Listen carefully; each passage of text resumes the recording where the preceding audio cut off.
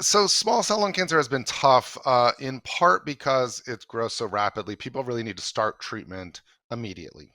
And now again, that's not true for absolutely everybody. But more commonly, people need to start their treatment quickly, and so therefore it can be a bit more challenging to go through the process of referral and enrollment to trials and such. Um, at the same time, the amount of tissue available is often quite a bit less. In that the biopsy within small cell lung cancer, there tends to be a bit more of what's called necrosis, which is dead cells, and so the amount of tissue that's really available for testing is often less. Now, a lot of the genomics type stuff that has developed and really the subtyping has in part come from genomics testing, although the way of categorizing is now from stains on the surface of the cells. But the genomics evaluation that is done, the technology on that has really advanced quite dramatically.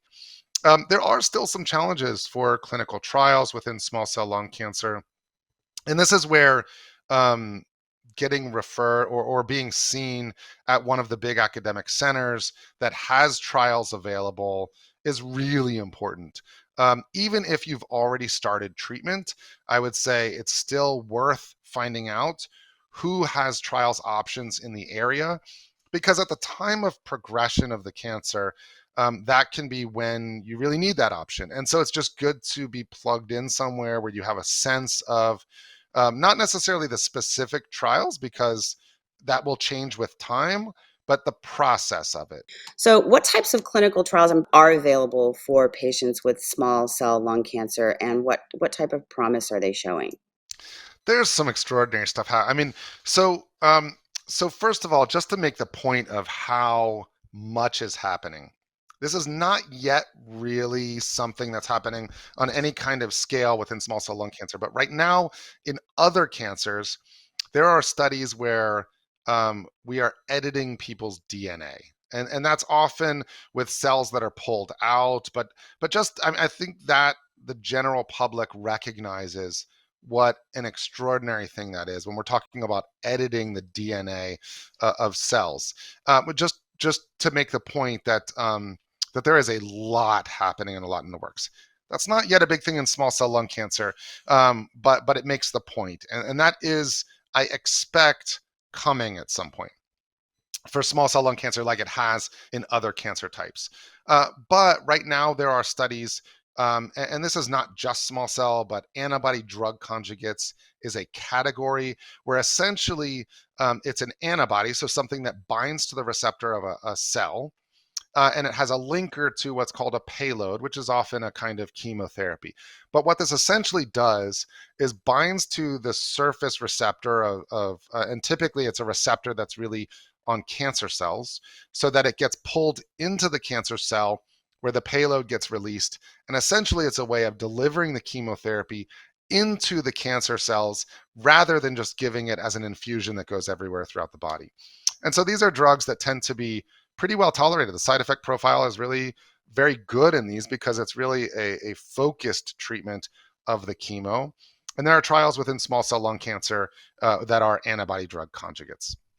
There are other trials that are with immunotherapy. And so I have a couple of these trials open where we're really seeing some extraordinary responses in.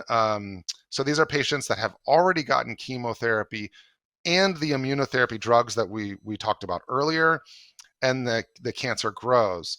And now there are at least a couple of different drugs where they're binding. It has an antibody, so that's something that binds to the receptor of T cell, so in the immune system, and binds to the cancer cell. So it essentially pulls the cancer cell and the immune cell together and then creates that immune response. Again, then we're seeing patients that have an immune response that then fights the cancer. I should say, I didn't really say this earlier, but the immunotherapy drugs we described earlier, durvalumab and atezolizumab, that are approved in the first line treatment of extensive stage small cell, these drugs are not toxins. They're not something that harms cells. In fact, those drugs themselves don't treat the cancer, but what they do is to help the immune system recognize the cancer so that the immune system actually fights the cancer. And these drugs I'm describing now that have bind to the T cells, the immune system, and bind to the cancer cells are also creating that immune response to the cancer. So we are seeing some people that are having a really nice response. Now, in the immunotherapy I described earlier, that is part of the first line standard of care with extensive stage small cell.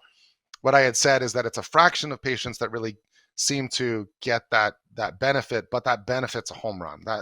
Some of these people are really having years of control of their cancer and often with minimal side effects, thankfully. That's not to say there aren't people that sometimes have more in the way of side effects, but as a broad statement, I can say often minimal side effects. But those are two different classes of drugs that we're seeing in trials. Now, but there are more. I mean, there are other pathways that are being treated. And this could be an hour long talk in itself. But and then that's getting back to these array of treatments. When we subtype out small cell lung cancer, is that something where we'll see some of these drugs work better for some subtypes than others? This is ongoing work. I also always stress to people that when we're talking about any treatment for that individual, including trials, it is only within the context of what's good for them. That we do not do treatment trials for people in the future. Now, sometimes there are studies where we say, oh, can we collect another tube of blood or something like that for doing studies to hopefully develop something. But when we're talking about a clinical trial, enrolling on a treatment trial, I only talk about what I think is the best option for that individual. And even on the trial, if I think for whatever reason that's no longer their best option, I will take them off the trial. Anything we do from a treatment standpoint is about what is best for that individual. We, of course, hope that the treatment works really well and therefore goes on to help other people.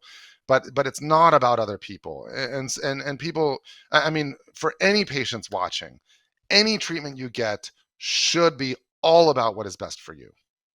Similarly to some patient fears around chemotherapy or side effects from treatments, it's the same here. People are afraid of the old, sugar pill or placebo. Can you talk a little bit about how trials are run today and how that's very rarely um, the way it Yeah, works? that's such an important point. Thank you for specifically bringing that up because that's right. I mean, just like in the beginning I talked about the preconceived ideas around cancer, the preconceived ideas around what trials means is also often very strong. And people come in with the belief that trials are done when there are no treatment options and that trials they might just get a sugar pill, which is not even treatment. And both of those are not really the case. So in the first line, we discussed chemotherapy plus immunotherapy as being the standard of care now, and that's because of clinical trials that only recently were reported out. And this was people got randomized to get the first line chemotherapy or the chemotherapy plus the immunotherapy. In one of the trials, it did incorporate a placebo, but that was the chemotherapy plus a placebo. No one would be getting just a placebo. And that's a really important point. Any treatment on a trial is going to be at a minimum the best standard of care. So there are trials where everyone is getting the study drug.